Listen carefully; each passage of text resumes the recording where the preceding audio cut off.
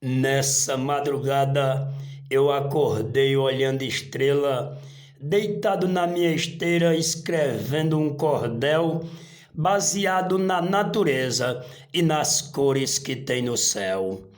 Como se fosse um doce mel em um disco voador, onde Raul viajava com Kika, seu grande amor, para passar lua de mel, mas quando esse casal voltou, já foi conviver em forma de uma flor. Quem gostou, vamos compartilhar, né, gente?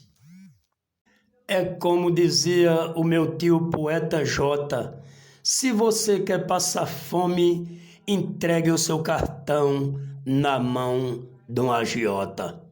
Isso, isso.